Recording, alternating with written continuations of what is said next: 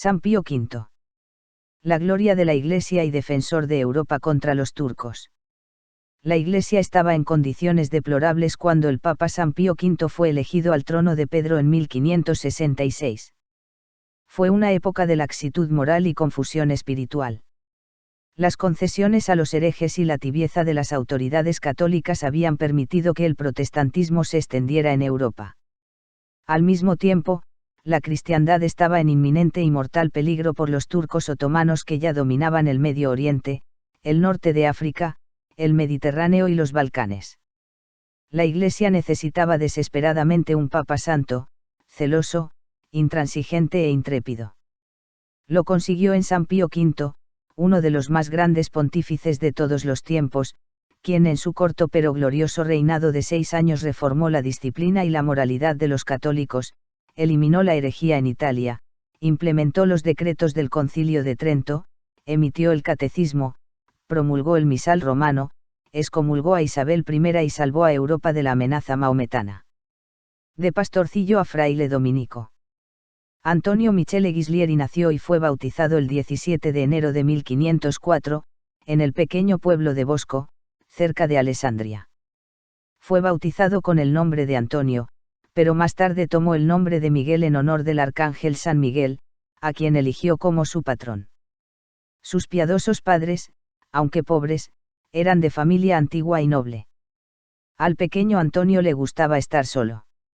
Su mayor deleite era estar en la iglesia, rezando el rosario y escuchando la misa diariamente. Su deseo era convertirse en religioso, pero sus padres eran demasiado pobres para pagarle los estudios. Un día, mientras cuidaba ovejas, vio pasar a 2 frailes dominicos. Se entabló una conversación y los frailes, conmovidos por la sencillez, la franqueza, la inteligencia y el aspecto angelical del muchacho, se ofrecieron a llevarlo con ellos a su convento, si conseguía el consentimiento de sus padres. Así fue como Antonio, de 14 años, entró en el monasterio dominicano de Boguera. Otras fuentes afirman que un vecino acomodado le pagó para que estudiara con los dominicos. Hizo un progreso notable en sus estudios y después de 2 años se le permitió tomar el hábito de Santo Domingo. Al año siguiente, 1521, hizo su profesión solemne en el convento de Vigevano. Fue en esta ocasión que asumió el nombre de Michael, convirtiéndose en el hermano Michael de Alessandria. Sus superiores lo enviaron a la Universidad de Bolonia para que se licenciara en teología y filosofía. Con solo 20 años fue nombrado profesor de filosofía, y luego de teología, que continuó enseñando durante 16 años. Ordenado sacerdote en 1528, fue a su Bosco natal para celebrar su primera misa. A su llegada encontró el pueblo quemado, su casa medio destruida y la iglesia parroquial profanada por las tropas imperiales francesas. Sus padres se refugiaron en la cercana Sezze, que es donde dijo su primera misa. El padre Michael pasó los siguientes 15 años en varios monasterios de su orden, y fue elegido prior 4 veces. Su regla era severa, pero su severidad estaba unida a su amabilidad. A sus religiosos les predicaba más con el ejemplo que con la palabra, con su gran piedad, su escrupulosa y exacta observancia de la regla, sus severas mortificaciones y su riguroso ayuno. Pasaba los días trabajando por las almas y la mayor parte de las noches en oración.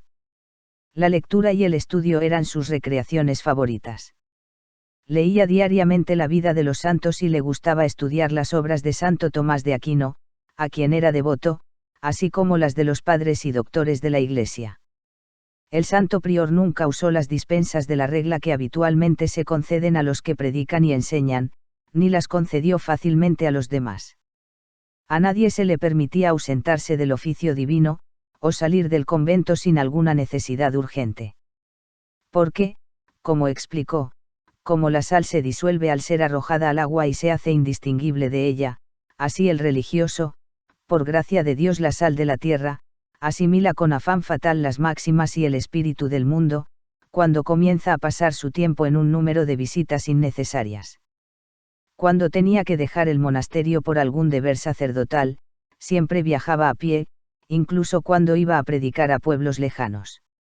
Inquisidor, defensor de la fe. En ese momento la guerra y la discordia estaban en todas partes, y las falsas enseñanzas se extendían por muchas partes de Europa. La herejía calvinista y luterana se fue filtrando gradualmente desde Suiza y Alemania hacia el norte de Italia. La invasión turca también era un peligro constante, especialmente en el sur de Europa. En 1542 el Papa Pablo III reconstituyó la Inquisición romana para detener el influjo de la herejía. Cuando el Santo Oficio pidió que los dominicos proporcionaran el mejor hombre que tuvieran para servir como inquisidor en el importante puesto de avanzada de Como, el provincial nombró al padre Michael Ghislieri, que para entonces ya era conocido por su santidad, firme doctrina y gran celo por la salvación de las almas. Así, en 1543 el futuro Papa Pío V se convirtió en inquisidor en Como y en los Grisones suizos infectados por la herejía. Una de sus principales preocupaciones era detener el tráfico de libros heréticos de Suiza a Italia. Durante 6 años pasó días y noches viajando por cada ciudad y pueblo, a menudo en peligro de asesinato, escapó de muchas emboscadas que le tendieron, combatiendo la venta y publicación de textos heréticos e inmorales, haciendo lo posible por llevar a los herejes de vuelta a la fe, y advirtiendo a la gente sencilla del peligro que corrían sus almas. El padre Ghislieri, teniendo ante sus ojos solo el honor de Dios y el bien de las almas, no tenía miedo, de hecho estaba totalmente preparado para dar su vida por la fe, como lo había hecho San Pedro Mártir, otro inquisidor dominicano, asesinado por herejes. Ni los halagos, ni las amenazas, ni los sobornos tuvieron ninguna influencia en él. Los críticos modernos de la Inquisición, aparte de no creer en lo que la fe nos enseña acerca de la salvación y condenación de las almas, pues si creyeran, reconocerían y comprenderían la necesidad de combatir la herejía que lleva a las almas al infierno, ignoran completamente las costumbres y leyes del siglo XVI. Lo que hoy se llama libertad religiosa, es decir, el supuesto derecho de todos no solo a creer en privado sino también a predicar y enseñar sus propias opiniones sobre la verdad revelada, por muy falsas o repugnantes que sean esas opiniones para las doctrinas de la Iglesia, era totalmente desconocido en el siglo XVI. Solo había una Iglesia en toda la cristiandad, con el Papa a la cabeza. La Iglesia fue reconocida por todos como un reino espiritual fundado por Cristo, enseñando y gobernando con su autoridad. Todos los hombres consideraban que era el deber, no solo de la Iglesia sino también del gobierno secular, evitar que la herejía fuera predicada o difundida por los libros. Como solo se aceptaba y reconocía una Iglesia y una doctrina revelada, se consideraba alta traición a Dios y a la autoridad del Estado enseñar y difundir la falsa doctrina. Así también todos sabían las consecuencias inevitables de ciertos actos, como las penas por herejía. Y no solo la herejía, por ejemplo, la pena civil por blasfemia en España, Italia, Francia, Alemania, Inglaterra, etc., era la muerte. La Inquisición fue gobernada por hombres de gran erudición, justicia y prudencia, incluso santos en muchos casos. Fue tal vez la primera institución judicial que proporcionó amplias salvaguardias para los derechos de los acusados. Los acusados de herejía eran sometidos a un extenso juicio, con todas las posibilidades de arrepentimiento. Si seguían siendo recalcitrantes, eran entregados al Estado, que imponía la pena por violación de las leyes civiles. También es importante señalar que, si bien la Inquisición solo utilizaba la tortura en casos relativamente raros y con precauciones estrictamente reguladas, todos los gobiernos civiles del mundo la utilizaban, desde los tiempos paganos, y sin precauciones. En aquellos tiempos, libre del humanitarismo sentimental de nuestra época, se entendía por todos cuáles eran las consecuencias de ciertos crímenes. El padre Ghislieri era intransigente con los implicados en la propagación de la herejía y no dudó en castigarlos y excomulgarlos, incluso cuando eran ricos, nobles o ocupaban cargos y oficinas prominentes, ya fueran civiles o eclesiásticos, como fue el caso del obispo de Bérgamo que se había convertido secretamente en luterano. Fue amenazado de muerte en muchas ocasiones, e incluso apedreado en las calles de Como después de interrumpir el comercio de libros heréticos dirigidos por un rico e influyente comerciante local. Siempre resignado a la voluntad de Dios, el inquisidor viajaba a pie, solo y armado solo con su bastón y su breviario. En una de sus misiones en los Grisones suizos, cuando tuvo que pasar por un distrito en el que era particularmente antipático, se le aconsejó que dejara su hábito y viajara disfrazado. Se negó, diciendo: cuando acepté el cargo de inquisidor también acepté una muerte casi segura. ¿Por qué razón más gloriosa podría morir que por llevar el hábito blanco de Santo Domingo? Muchos fueron conquistados por su humildad, sencillez y pureza de motivos, su ardiente amor a Dios y su celo por la salvación de las almas. En 1551 Michael Ghislieri fue nombrado por el Papa Julio III comisionado general de la Inquisición. Basado en Roma, uno de sus deberes diarios era visitar en prisión a los acusados de herejía. Fue entre ellos como un verdadero padre, y nunca escatimó esfuerzos para ganarlos para la fe.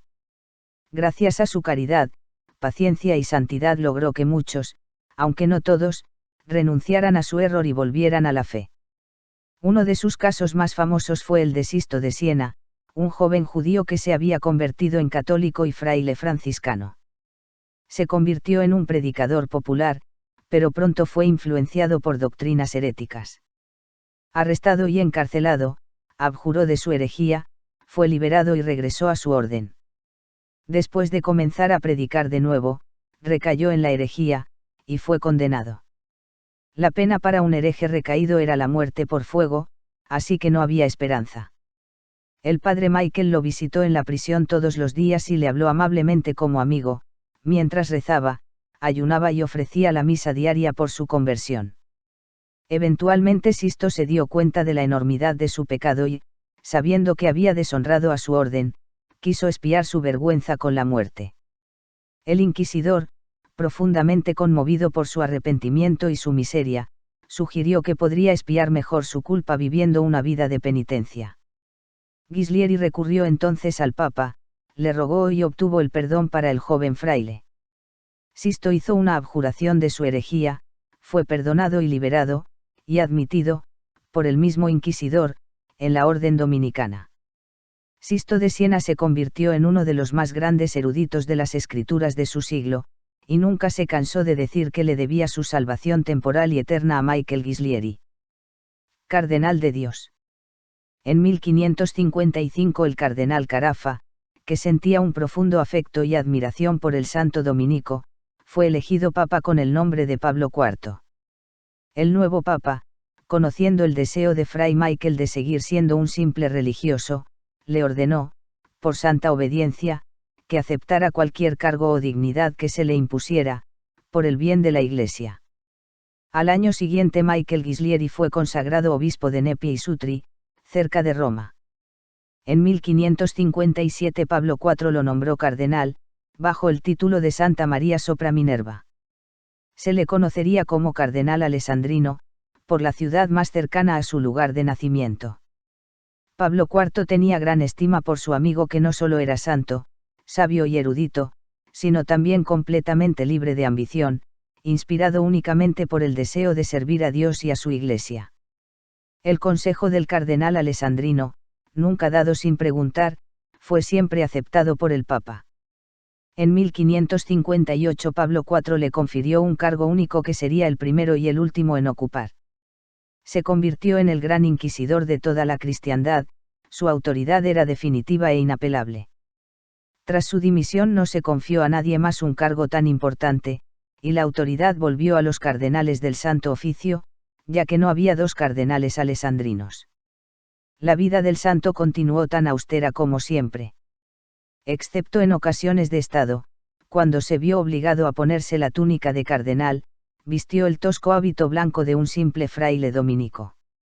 Sus comidas, nunca más de 2 diarias, su regla de vida, sus ayunos, penitencias y oraciones, todo permanecía inalterado. Su comida habitual era pan y hierbas hervidas, achicoria. En esta época empezó a sufrir una grave enfermedad interna que le causaba un dolor intenso y a menudo insoportable, que duraría toda su vida.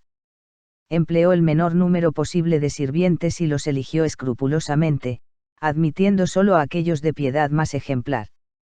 Les dio una regla de vida y los trató como sus hijos en lugar de como sirvientes.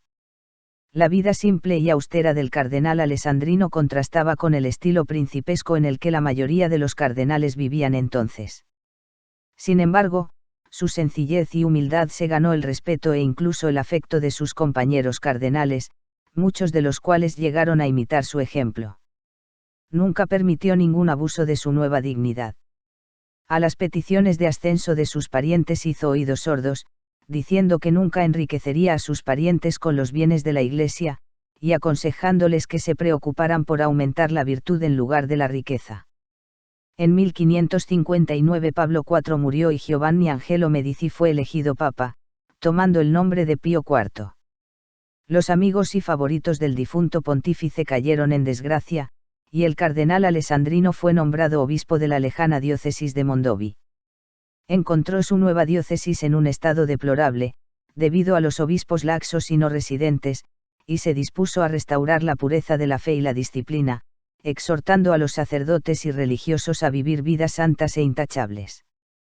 También visitó Bosco, su pueblo natal, donde puso los cimientos de un gran convento dominicano, Santa Cruz.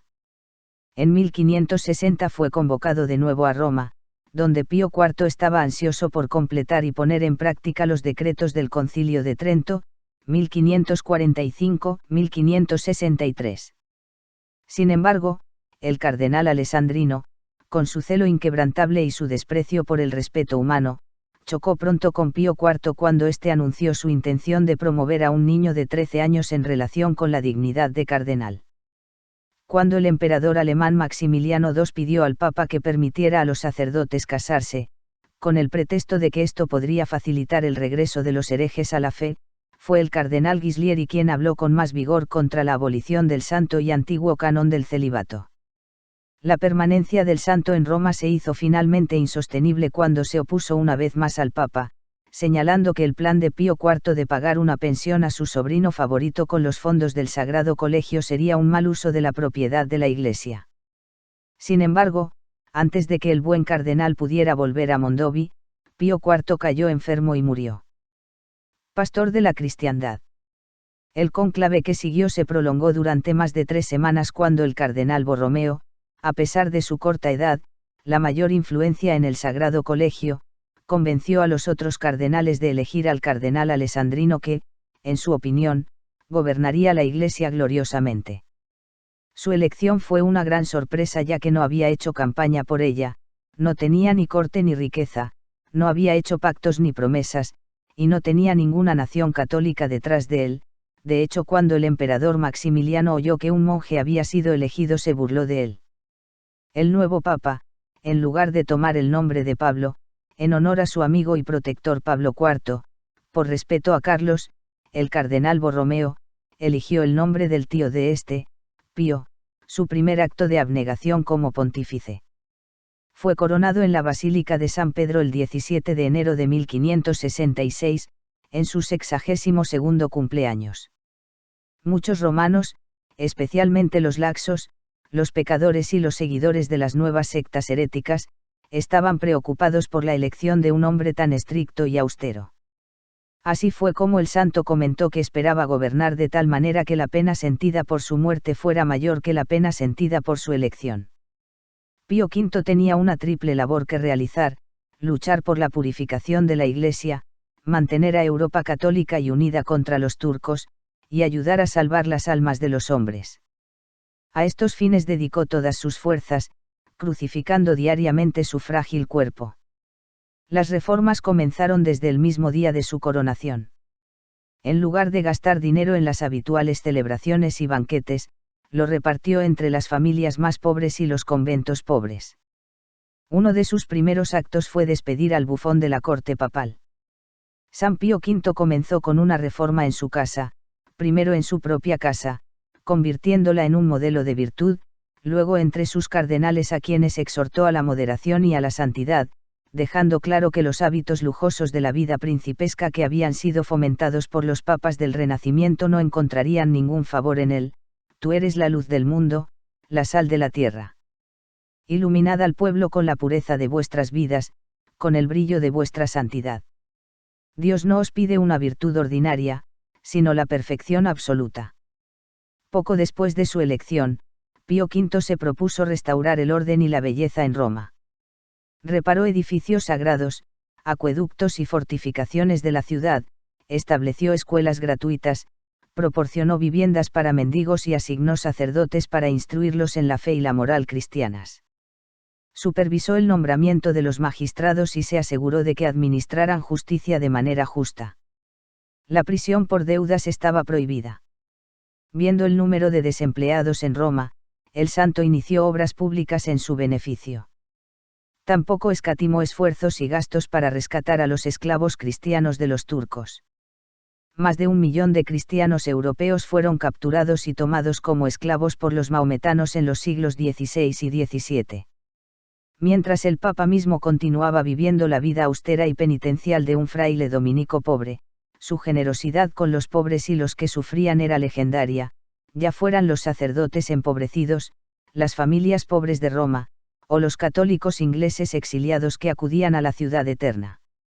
En 1566, cuando Roma fue devastada por la peste y la hambruna, Pío V organizó una distribución de dinero, alimentos, habiendo comprado trigo de Sicilia a su costa, medicinas y ropa, y pagó un gran número de médicos para atender a los enfermos.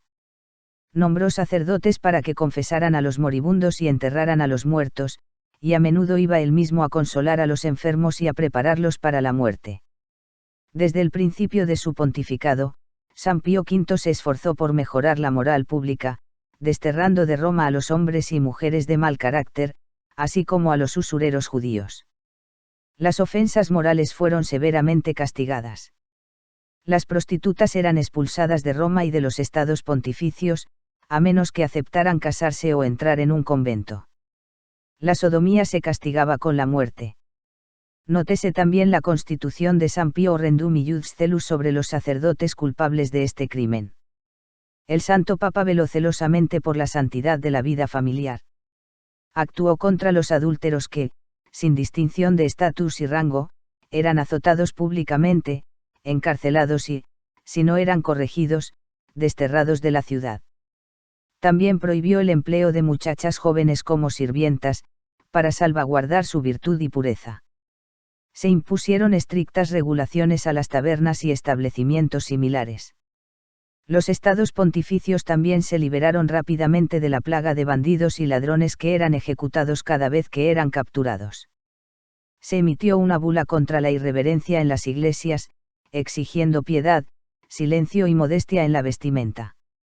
Se prohibió pasear, charlar, reír y susurrar en la iglesia por ofender a Dios en el Santísimo Sacramento.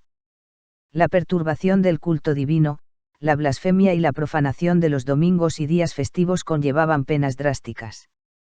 En menos de un año la ciudad cambió tan completamente que se comentó que el Papa, con su estricto régimen, había convertido Roma en un monasterio.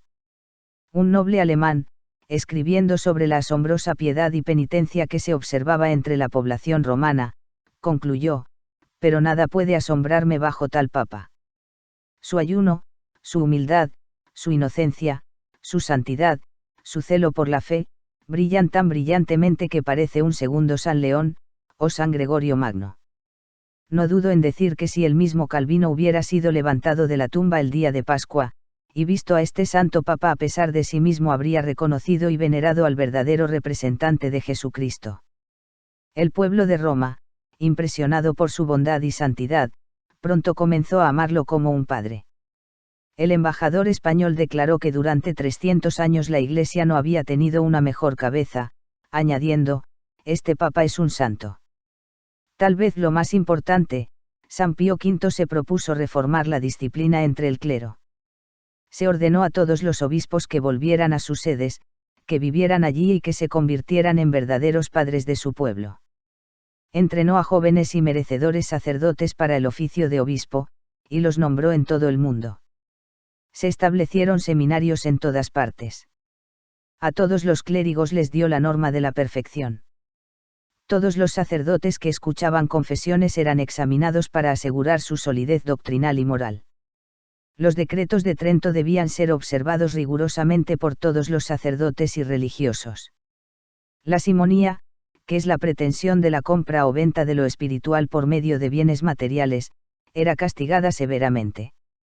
Se establecieron estrictas regulaciones para todas las casas religiosas y se impuso la clausura a los conventos, de acuerdo con el Concilio de Trento. El oficio divino debía ser recitado en todas las iglesias. La principal preocupación de Pío V era la salvación de las almas, y a esto subordinó todas las demás consideraciones, tanto en el país como en el extranjero. Era un gran partidario de las misiones, especialmente en Sudamérica y las Indias. Sabiendo que la falta de instrucción en la fe era la causa principal de los desórdenes que afligían a la Iglesia, ordenó que se impartieran clases de catecismo a los niños los domingos y exhortó a todos los obispos a hacer lo mismo en sus diócesis. Hizo que todos los judíos escucharan los sermones predicados por los sacerdotes dominicos, y convirtió a muchos a la fe. Siempre que le era posible, le gustaba bautizarlos de su propia mano. Uno de ellos fue el distinguido rabino de Roma, Elías, quien, junto con sus 3 hijos, fue bautizado por el Papa en presencia de una gran multitud. Su conversión fue seguida por la de muchos otros. En 1566 se publicó el Catecismo del Concilio de Trento, el Catecismo romano, bajo la dirección de San Pío. También lo hizo traducir al francés, italiano, alemán y polaco. 2 años más tarde llegó la nueva edición del breviario, y en 1570 el misal romano revisado. En 1570 San Pío V, en la bula Quo Primum Tempore, promulgó el rito romano, misa tridentina, que se celebraría en todo el rito latino de la Iglesia a perpetuidad. Pío V no introdujo un nuevo rito de la misa.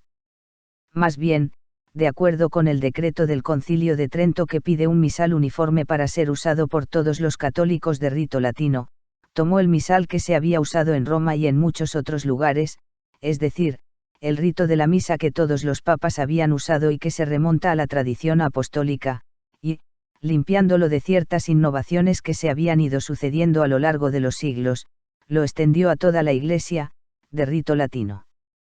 Se permitió una excepción al uso obligatorio del misal romano para los ritos que, aprobados por la sede apostólica, habían sido utilizados de forma continuada durante al menos 200 años.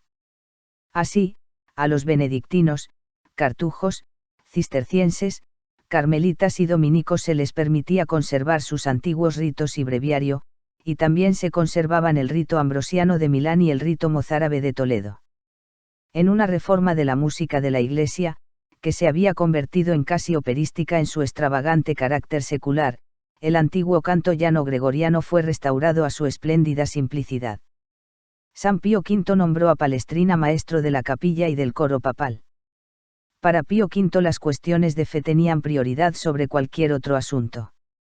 Sabiendo que la herejía mata el alma, el santo, que había pasado buena parte de su vida como fraile dominico e inquisidor tratando de extirparla, continuó la buena lucha como padre de la cristiandad, en particular contra los luteranos, calvinistas y hugonotes. Inglaterra, Escandinavia, Suiza y partes de Alemania ya habían caído en la herejía. Cuando Francia estaba plagada de continuas rebeliones, violencia, atropellos y sacrilegios cometidos por los hugonotes protestantes, fue San Pío V quien envió dinero y soldados para defender a la hija mayor de la Iglesia, protegiéndola así de caer ante los herejes. En 1570 San Pío V emitió una bula de excomunión y deposición contra Isabel I de Inglaterra. Tanto sus predecesores como San Pío V habían intentado por todos los medios convencer a Isabel de que volviera a la fe y a la Iglesia, pero todas las apelaciones, súplicas, argumentos y oraciones habían sido en vano. Al final, el único curso de acción que quedaba era que el Papa excomulgara a la reina apóstata, es decir, que la declarara formalmente fuera de la Iglesia católica, absolviendo así a sus súbditos de su lealtad. Sus órdenes no podían atar en conciencia a aquellos sobre los que ya no tenía derecho a gobernar. Este era un antiguo y universalmente reconocido principio de los estados cristianos medievales.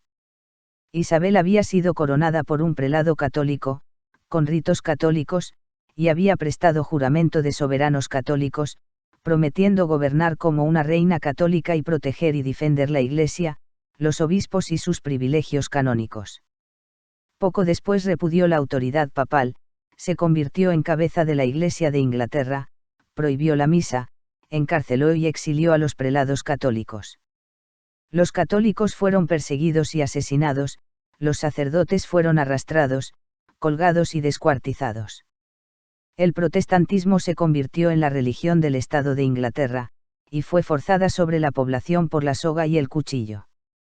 Después de que el levantamiento del norte en defensa de la verdadera fe, y por la liberación de María Estuardo, la reina católica de Escocia encarcelada por Isabel, fuera derrotado, y miles de católicos fueran torturados y masacrados, San Pío V no dudó más y firmó la bula de excomunión.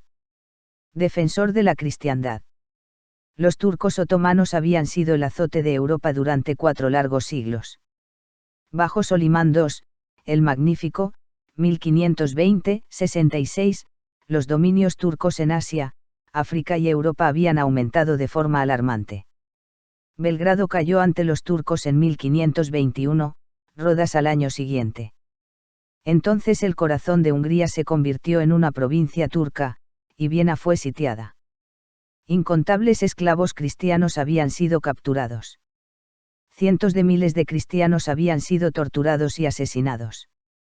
El primer ataque de Solimán fue en 1565 en Malta. El gran maestre de los caballeros de San Juan, Jan de Valette, valientemente defendió la isla asediada con sus 500 caballeros y unos pocos miles de hombres malteses contra un ejército otomano de más de 40.000. Los turcos fueron expulsados temporalmente, pero los defensores de Malta, al no tener ni dinero ni hombres para reparar las defensas arruinadas, decidieron abandonar la isla. San Pío V les ordenó que permanecieran en este puesto de avanzada de la cristiandad, y envió a Valette el dinero necesario para la reconstrucción de las fortificaciones, salvando así a Malta. Solimán atacó entonces la isla de Quíos, de gran importancia comercial, saqueó la ciudad y masacró a toda la población. También organizó un ejército de unos 100.000 hombres para marchar a través de Hungría hacia Viena, aunque la campaña terminó en el asedio de Eszéhetvar. Eszéhetvar cayó finalmente tras la heroica defensa del conde Miklós Trini y sus hombres, superados por los turcos 50-1. Hasta el último hombre los caballeros húngaros murieron defendiendo la Europa cristiana, todos los civiles que habían sobrevivido al asedio fueron masacrados por los turcos. San Pío V ordenó la devoción de las 40 horas en Roma, oraciones públicas y 3 grandes procesiones en las que él mismo participó. El día de la tercera procesión murió Solimán II, de quien se decía que temía más a las oraciones del Papa que a sus ejércitos. Solimán II fue sucedido por su hijo Selim II, apodado el Sot, quien heredó la ambición de su padre de conquistar Roma y destruir el cristianismo. Exigió que los venecianos, que tenían un tratado comercial con los turcos, le dieran Chipre. Chipre, la isla más importante del Mediterráneo, pertenecía a Venecia. La capital Nicosia fue asediada por los turcos y al rendirse fue saqueada. 20.000 habitantes, incluido su obispo, fueron masacrados. La aniquilación total es el método habitual empleado por los maometanos. Chipre había caído en manos de los turcos, con excepción de Famagusta que, bajo el mando de su gobernador Bragadino, resistió heroicamente un largo asedio y numerosos ataques turcos. Durante 10 largos meses la ciudad sitiada había resistido a las fuerzas turcas, pero los habitantes morían de hambre ya que no quedaba comida en la ciudad.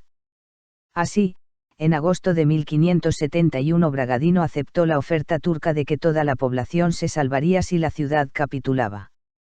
Tan pronto como se hizo el trato, los turcos rompieron los términos y masacraron a toda la población. A Bragadino le cortaron las orejas y la nariz, le arrancaron las uñas y le rompieron los dientes, lo desnudaron, lo azotaron y, tras 8 días de bárbaras torturas, lo desollaron vivo. San Pío V había estado tratando incesantemente, desde su ascensión, de unir a Europa contra el enemigo maometano que amenazaba con la extinción del cristianismo. Sin embargo, la rivalidad política, los celos y los intereses comerciales impidieron que la mayoría de las naciones se unieran a la Liga de Defensa contra los turcos propuesta por el Papa. Inglaterra hizo una alianza con los turcos, mientras que Francia tenía un extenso tratado comercial con ellos y estaba dispuesta a poner en peligro la cristiandad para su propia ventaja inmediata. El emperador Maximiliano, en lugar de atender el llamado del Papa a una nueva cruzada, estaba más interesado en terminar las disputas en sus propios estados tratando de complacer tanto a católicos como a protestantes. Finalmente, después de 5 años de suplicar a los reyes y príncipes cristianos, los españoles y los venecianos aceptaron unirse. El 24 de mayo de 1571, la Liga Santa fue firmada y juramentada por el Papa, el Rey de España y la República de Venecia. Don Juan de Austria, hijo ilegítimo de Carlos V y medio hermano de Felipe II, Rey de España, fue elegido para dirigir la Liga. Con solo 24 años, ya se había distinguido en la guerra con los moros. La flota española estaba bajo el mando del genovés Juan Andrea Doria. Marcantonio Colonna comandaba la flota del Papa, Sebastián Venier y Agustín Barbarigo la veneciana. El Papa debía pagar una sexta parte del costo de la cruzada, pero al final pagó casi el 60%, España 3/6 partes, y Venecia 2/6 partes. San Pío V vació el tesoro papal, sus súbditos, ricos y pobres, siguieron su ejemplo y donaron generosamente. Todas las ofrendas eran voluntarias, el Papa rechazó la sugerencia de imponer un impuesto especial al pueblo. San Pío puso la expedición bajo la protección de la Reina del Santo Rosario. El rosario debía ser rezado diariamente en cada barco, los que quedaban en casa debían también rezarlo cada día para pedir al cielo por el éxito de la Liga. El Papa extendió la devoción de las 40 horas y ordenó oraciones públicas y procesiones en las que él mismo participó. El santo sabía que Dios solo defendería a las fuerzas cristianas si se demostraban dignas de unirse para su mayor gloria y para la preservación de la cristiandad. Por lo tanto, ordenó que cualquier hombre que viviera una vida escandalosa o solo estuviera interesado en el saqueo fuera retirado de las naves cristianas, ya que la ayuda de Dios era de un valor infinitamente mayor que la de unos pocos hombres más. No se permitían mujeres a bordo de los barcos. La blasfemia debía ser castigada con la muerte. Don Juan y sus hombres ayunaron durante 3 días. Toda la tripulación se confesó y recibió la Sagrada Comunión. San Pío V concedió una indulgencia plenaria a los soldados y tripulaciones de la Liga Santa. Sacerdotes de las grandes órdenes, franciscanos, capuchinos, dominicos, teatinos y jesuitas, estaban apostados en las cubiertas de todas las galeras de la Liga Santa, ofreciendo misa y escuchando confesiones. Don Juan dio a cada hombre de su flota un arma más poderosa que cualquier cosa que los turcos pudieran reunir, un rosario. Los turcos acababan de arrasar Dalmacia, entonces perteneciente a Venecia, y varias islas, llevándose más de 15.000 esclavos católicos.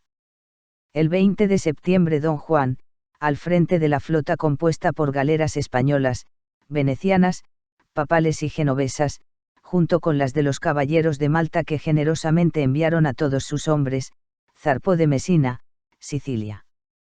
Momentos antes el legado papal dio la bendición apostólica a los 60.000 hombres arrodillados. En Roma, y en toda la península italiana, a instancias de Pío V las iglesias se llenaron de fieles rezando el rosario. En el cielo, la Madre Bendita estaba escuchando. Aunque los turcos superaban en número a los cristianos, eran más experimentados, y nunca habían sido derrotados por mar, San Pío tenía una perfecta confianza en la divina providencia. El 6 de octubre la flota cristiana recibió la noticia de la caída y destrucción de Famagusta y la sádica tortura y asesinato de su heroico gobernador Bragadino. El 7 de octubre las dos flotas finalmente se enfrentaron en la bahía de Lepanto, frente a la costa de Grecia. En cada barco cristiano se rezó el rosario por última vez, y los sacerdotes dieron a los hombres la absolución general. Al mismo tiempo en el Vaticano el anciano Papa, agotado por el ayuno y las austeridades y quebrantado por la enfermedad, se arrodillaba a rezar como lo había hecho casi ininterrumpidamente desde que la flota había zarpado. El viento, que al principio favorecía a la flota musulmana, se detuvo repentinamente y dio marcha atrás. Don Juan se arrodilló y rezó. Todos los soldados y marineros hicieron lo mismo, mientras los sacerdotes sostenían los crucifijos. Entonces el joven comandante se levantó y, desplegando el estandarte azul de la Liga Santa que llevaba la imagen de Cristo crucificado, un regalo de San Pío V, dio la orden de atacar. La batalla duró menos de 5 horas. A las horas 4:30 de la tarde la Liga había asegurado una victoria. Los turcos perdieron 240 barcos y unos 33.000 hombres, incluyendo al almirante Ali Pasha, de una flota de 330 barcos y más de 85.000 hombres. Los católicos perdieron unos 10.000 hombres y 12, de 212, barcos. 15.000 esclavos cristianos fueron liberados. En el momento en que la batalla fue ganada, San Pío V, que estaba con su tesorero pontificio, se levantó de repente, abrió la ventana hacia el este, y se quedó unos momentos mirando al cielo. Luego gritó: dejemos de lado los negocios y pongámonos de rodillas en acción de gracias a Dios, porque ha dado a nuestra flota una gran victoria. Estas palabras del Santo Papa, escritas inmediatamente, repetidas a los cardenales, firmadas y selladas pero aún no publicadas, fueron confirmadas solo 2 semanas más tarde cuando el mensajero, retrasado por las tormentas, llegó por fin con la noticia de la victoria. Se celebraron misas de acción de gracias, Te-Deum solemnes y procesiones. El pueblo reconoció que la victoria era de Dios, a través de su Madre bendita y su vicario en la tierra. San Pío V hizo del 7 de octubre la fiesta de Nuestra Señora de la Victoria, en honor a ella que había salvado a la cristiandad. Gregorio XIII cambió el título a Fiesta del Santo Rosario, en 1573. Pío V también añadió a las letanías de Nuestra Señora de Loreto el título de Ayuda de los Cristianos. Recordemos a Lepanto cuando rezamos Auxilium Christianorum, ora pro nobis. San Pío V colocó el estandarte del almirante otomano Ali Pasha, el famoso estandarte de los califas atesorado por los sultanes otomanos, en la Basílica de Letrán para que todos lo vieran. Pablo VI lo devolvió a los turcos en 1965, renunciando así no solo a una crucial victoria cristiana sino también a las oraciones y sacrificios del gran Papa y Santo. Lepanto, la batalla naval más importante de la historia, fue un punto de inflexión para la cristiandad. Salvó a la Europa cristiana y puso fin al dominio del Imperio Otomano en el Mediterráneo.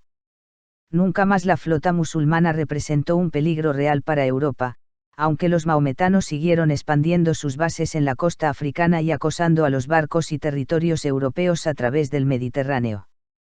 San Pío V instó a las potencias cristianas a seguir esta gran victoria uniéndose a la Liga Santa, no solo para liberar a Europa para siempre de la amenaza musulmana, sino también para liberar a Constantinopla y Jerusalén. El viejo e infatigable guerrero santo tenía el espíritu de la cruzada ardiendo dentro de él hasta su último momento. Desafortunadamente, después de su muerte la Liga Santa se desmoronó. Las rivalidades entre los poderes católicos y su preocupación por los asuntos domésticos prevalecieron. Venecia hizo una tregua con los turcos, Francia propuso una alianza con el sultán. La victoria cristiana en Lepanto, al detener el peligro de la invasión maometana, hizo posible la supervivencia de la mayor civilización que la humanidad haya visto jamás. Nuestros antepasados lucharon heroicamente y dieron sus vidas en defensa de Dios, la fe, la Iglesia y su patria. En nuestros días ignominiosos, Europa, habiendo rechazado su fe y su herencia cristiana y habiendo sido impregnada de depravación, locura y odio hacia sí misma, está invitando y dando la bienvenida a los invasores que una vez más vienen a masacrarla, violarla y someterla. La vida espiritual y las virtudes. Las virtudes que San Pío había mostrado como monje y obispo las siguió practicando después de su elección a la sede de San Pedro. Mantuvo un gran equilibrio entre su vida de oración y su vida de acción. Su amor por la verdadera doctrina fue igualado por su ferviente devoción. Un crucifijo estaba siempre delante de él en su escritorio, al pie del cual estaban inscritas las palabras de San Pablo: Dios me libre de glorificarme salvo en la cruz de nuestro Señor Jesucristo. San Pío V dijo su misa diaria muy temprano en la mañana, precedida por una hora de meditación y seguida por una hora de acción de gracias. Tenía un gran amor por la Virgen. Promovía el rezo del Santo Rosario y le concedía muchas indulgencias, así como el rezo del pequeño oficio de Nuestra Señora. Era muy devoto de su patrón San Miguel Arcángel, y de Santo Tomás de Aquino, a quien proclamó doctor de la Iglesia. También publicó todos los trabajos del doctor Angélico, en 18 volúmenes. Por encima de todas las demás devociones estaba su amor por el Santísimo Sacramento. Tan grande era su reverencia que nunca se dejaba llevar en la procesión del Corpus Christi, sino que siempre iba a pie, llevando la custodia con el cuerpo de nuestro Señor. Un protestante inglés que observaba la procesión quedó tan impresionado por el aspecto angelical y santo del Papa que se convirtió en católico poco después. San Pío V continuó practicando sus ayunos y mortificaciones severas durante toda su vida. Hasta su muerte durmió en un colchón de paja dura con su hábito dominicano de sarga blanca gruesa, bajo el cual siempre llevaba una camisa de pelo. A lo largo de su vida religiosa dominó sus pasiones hasta tal punto que parecía totalmente libre de ellas, de naturaleza más angelical que humana. En Pío V vemos un maravilloso equilibrio entre la caridad y la justicia. Era severo con los herejes y los pecadores públicos, pero extremadamente misericordioso con los arrepentidos. Tenía el coraje de sus convicciones, y nunca dudó en llamar al bien bien y al mal mal. Consumido por el celo por Dios y por la salvación de las almas, era intrépido e intransigente a la hora de condenar y combatir el pecado y el mal. El cardenal Neumann escribió: no niego que San Pío era severo y muy severo, en la medida en que un corazón ardiendo en su interior y derritiéndose con la plenitud del amor divino podía serlo, pero tal energía era necesaria para su época. Fue llamado enfáticamente a ser un soldado de Cristo en una época de insurrección y rebelión, cuando, en un sentido espiritual, se proclamó la ley marcial. San Pío V esperaba mucho de los demás, pero aún más de sí mismo, se esforzó por ser perfecto como su Padre en el cielo fue perfecto. Sobre todo, insistió en la absoluta veracidad. Un hombre que una vez le había dicho una mentira perdió su favor para siempre. Amando y valorando la verdad por encima de todo, tenía un horror por la insinceridad y adulación, y a menudo buscaba críticas adversas de sus íntimos. Nada podía hacerle cambiar de opinión una vez convencido de lo que había que hacer. Pero a veces cedía a lo que se daba cuenta de que era el mejor juicio de otro, ni se retractaba de simplemente empezar de nuevo y hacer la debida rectificación si por sus resultados un curso de acción resultaba defectuoso. Perdonó a sus enemigos y les hizo el bien. Se decía que sus actos más bondadosos se dirigían a aquellos que lo habían herido. Un noble que había amenazado su vida cuando era inquisidor fue reconocido por el Papa durante una audiencia concedida a una misión diplomática. Soy el pobre dominico que una vez quisiste tirar a un pozo, le dijo en voz baja. ¿Ves, hijo mío, Dios protege a los débiles e inocentes? Luego, rápidamente poniendo fin a la vergüenza del hombre, con una de sus raras y encantadoras sonrisas lo abrazó y le prometió una consideración especial para su misión. Un escritor, condenado a muerte por los magistrados por haber publicado calumnias contra el Papa, fue llevado ante Pío V y no solo perdonado sino que le dijo que si en el futuro encontrara alguna falta del Papa debía venir y decírselo personalmente. Pío V, que siempre fue un simple monje de corazón, aprovechó los raros momentos en los que podía descansar de las múltiples responsabilidades y ansiedades del oficio para retirarse al monasterio dominicano de Santa Sabina en la colina del Aventino. Allí, en el silencio y la paz del claustro, volvía a vivir, a veces durante unos días, como un simple religioso, recuperando su fuerza espiritual y física. Cuando Pablo IV nombró obispo a Michael Ghislieri, dijo que lo había hecho para encadenar sus pies e impedir que volviera a vivir en reclusión monástica.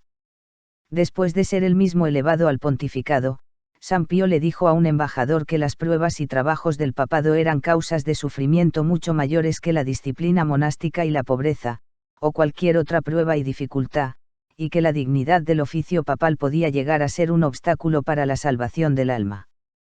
Tenía un horror al nepotismo y no permitía que ninguno de sus parientes más cercanos viniera a Roma a menos que se le encargara algún cargo especial, para que nadie se imaginara que los estaba enriqueciendo con los bienes de la Iglesia.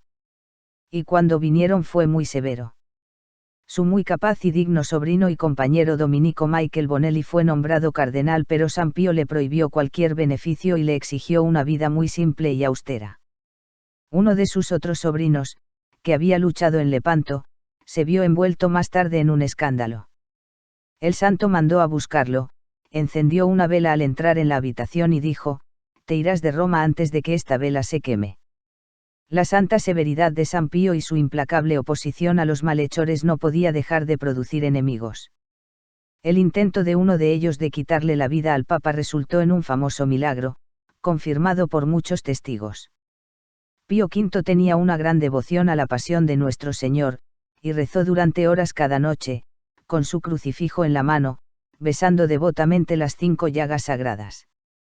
Una noche, mientras se arrodillaba en su oratorio, estaba a punto de besar los pies del crucificado, cuando, para su horror, los pies tallados se apartaron bruscamente. El Papa lloró en voz alta, pensando en su humildad que por algún pecado secreto el divino Salvador rechazó su abrazo. Sus sirvientes pensaron de otra manera, sospechando que había habido juego sucio. Limpiaron los pies con pan y se los dieron a un animal que murió después de comerlos. El crucifijo milagroso se puede ver en el Museo del Monasterio de Santa Sabina en Roma. Su muerte. La vida posterior de San Pío fue un largo martirio de dolor. En enero de 1572 la enfermedad, mal de vejiga, que había sufrido durante muchos años aumentó hasta tal punto que supo que la muerte estaba cerca. A pesar de que el dolor se hizo insoportable, se negó a ser operado y a que las manos de otras personas tocaran su cuerpo. Un sirviente, viendo lo débil que se había vuelto en la Cuaresma por el ayuno, trató de que tomara un poco más de alimento añadiendo secretamente un poco de salsa de carne a su dieta habitual de achicoria silvestre. El Papa lo detectó y lo reprendió así: «Amigo mío, ¿quieres que durante los últimos días de mi vida rompa la regla de abstinencia que he observado estos 50 años?» A su cocinero se le prohibió, bajo pena de severas sanciones, poner cualquier ingrediente ilegal en su sopa en los días de ayuno y abstinencia, y durante la Cuaresma. Después de las ceremonias de Semana Santa, el Viernes Santo de 1572, San Pío V se vio obligado a guardar cama. Sin embargo, ordenando que se llevara el crucifijo a su habitación, se levantó y se postró varias veces ante él en adoración. Se extendió el rumor de que el Papa se estaba muriendo. Informado del gran dolor de la gente por su enfermedad, reunió todas las fuerzas que le quedaban para darles la acostumbrada bendición pascual por última vez. Una gran multitud se reunió en la plaza de San Pedro, cuando el santo apareció en el balcón de la basílica con sus vestiduras pontificias y cantó la bendición con una voz débil pero dulce. El silencio fue tan intenso que su voz podía ser claramente escuchada incluso por los más alejados. La gente lloraba, esperando y rezando para que la vida del Papa se prolongara. Siendo este el 7º año de su reinado, insistió en bendecir el Agnus Dei, como era costumbre. El Agnus Dei bendecido por San Pío V realizó muchos milagros extraordinarios y bien atestiguados. Fernando II escribió al Papa Urbano VIII que en un gran incendio que estalló en su capilla todo lo que había en el altar, incluyendo los candelabros de plata, fue destruido, excepto un Agnus Dei de San Pío V que salió ileso del incendio. Habiendo recuperado un poco de fuerza, el Papa decidió hacer su visita regular, a pie, a las 7 basílicas de Roma. A sus médicos, familiares y cardenales que trataron de disuadirlo por temor a que muriera en el camino, les respondió: «El Dios que comenzó el trabajo lo verá hasta el final». En el Lateranense quería subir la escalera santa pero no pudo, y en cambio besó el escalón inferior entre lágrimas. La multitud se agolpaba alrededor del santo mientras les daba su última bendición. Fue su última unión con el pueblo romano que había aprendido a venerarlo y amarlo tanto. En el camino de regreso al Vaticano habló con un grupo de católicos ingleses exiliados por Isabel. Antes de recomendarlos al cuidado de un cardenal, exclamó: «Señor, tú sabes que siempre he estado dispuesto a derramar mi sangre por su nación». Volviendo al Vaticano, San Pío se acostó en una cama de la que no volvería a levantarse. En los últimos días hizo continuamente actos de fe, esperanza y caridad, acción de gracias y contrición. Hizo que le leyeran en voz alta los salmos penitenciales y la pasión. 4 días antes de morir, ya no podía decir misa, recibió la Sagrada Comunión ofreciéndose a sí mismo como un holocausto a Dios. El 30 de abril el Papa recibió la extremaunción. Estaba vestido con su hábito dominicano con el cual deseaba morir. Después de recibir el viático, habló con el grupo de cardenales que apenas dejaron su cama, diciéndoles que desde el primer día de su pontificado había prometido gastarse completamente por la Iglesia, y que ahora les encomendaba la Iglesia. «Dadme un sucesor», exclamó, lleno de celo por la gloria de Dios, que busque el honor de la Iglesia y de la sede apostólica.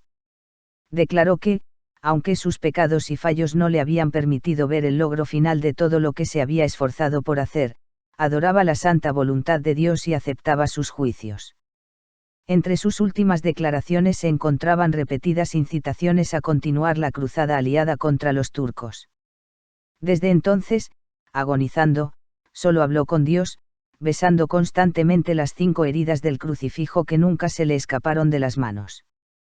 Los que estaban más cerca de él distinguieron las palabras, alternadas con las oraciones que ofrecía por su pueblo: «Señor, aumenta mi dolor, pero te ruego que también aumentes mi paciencia». Con este heroico acto de amor el quizás más grande hijo de Santo Domingo entregó su alma a Dios, a las horas 5 de la tarde del 1 de mayo de 1572. Tenía 68 años. Al abrir su cuerpo los médicos encontraron piedras de tal tamaño que se preguntaron con asombro cómo había sido capaz de vivir con el dolor que debían haberle causado. Después de su muerte, el cuerpo de San Pío permaneció fresco, flexible y fragante como el de un niño. Fue colocado en la Basílica de San Pedro, que durante 4 días apenas pudo contener a las multitudes. Se reportaron numerosos milagros de curación. San Pío V deseaba ser enterrado en el Bosco, ya que se consideraba indigno de estar entre tantos papas santos de Roma. Pero en 1588 Sisto V hizo llevar sus reliquias a la tumba de Santa María la Mayor que había preparado para su querido amigo y benefactor. Clemente X beatificó a Pío V en 1672. Los milagros elegidos para la beatificación fueron la curación instantánea de un enfermo por un fragmento del hábito del santo, y la milagrosa conservación de 2 cuadros de San Pío V en un gran incendio que destruyó todo lo demás en el palacio del duque de Sezze. Clemente XI lo canonizó en 1711. El 5 de mayo fue designado como su día de fiesta. Todo para la gloria de Dios y la salvación de las almas. El increíble trabajo que este frágil y viejo monje realizó en sus cortos 6 años de pontificado es realmente un signo de que fue ayudado por Dios de manera especial. Guiado por los decretos del Concilio de Trento, y con la ayuda de San Carlos Borromeo, reformó la disciplina de la Iglesia, eliminando los restos de mundanalidad y laxitud del Renacimiento. Emitió el Catecismo romano, promulgó el Misal romano y el Breviario, y publicó las obras de Santo Tomás de Aquino. Un celoso defensor de los derechos de Dios y de la Santa Madre Iglesia, nunca permitió que el poder y el prestigio de ninguna persona influyera en su determinación de hacer lo que era correcto a los ojos de Dios. El ejemplo más famoso fue su excomunión de la reina Isabel I. San Pío V sería recordado para siempre como un glorioso defensor de la cristiandad, ya que fue su santo celo y su indomable voluntad frente a una montaña de oposición de los soberanos europeos lo que rompió el poder del Imperio Otomano y salvó a Europa de una conquista islámica. Pero sobre todo fue un verdadero padre y pastor de almas, y como todos los buenos padres no temía usar medidas firmes cuando era necesario. Sabiendo que solo había un camino verdadero hacia la salvación, San Pío V fue un defensor inflexible de la ortodoxia doctrinal. Luchó contra la herejía con uñas y dientes y nunca cedió un ápice cuando alguien, por poderoso que fuera, promovía enseñanzas erróneas. Al hacerlo, a menudo molestaba tanto a los clérigos y monarcas católicos como a los protestantes. Hecho completamente intrépido por su gran amor a Dios y su celo por la salvación de las almas, logró eliminar completamente la herejía en Italia. Recemos para que el buen Dios, en su infinita misericordia, se apiade de nosotros y nos envíe, aunque no seamos merecedores de tal gracia, un nuevo San Pío V. Un Papa santo e intrépido, lleno de celo ardiente y heroico por Dios, intransigente en su fe y convicciones, dispuesto a librar a la Iglesia de los herejes, apóstatas y enemigos de Dios que se han apoderado de ella, a despertar al mundo de su apatía y apostasía suicidas, y a restaurar todas las cosas en Cristo. San Pío V, ora pro nobis.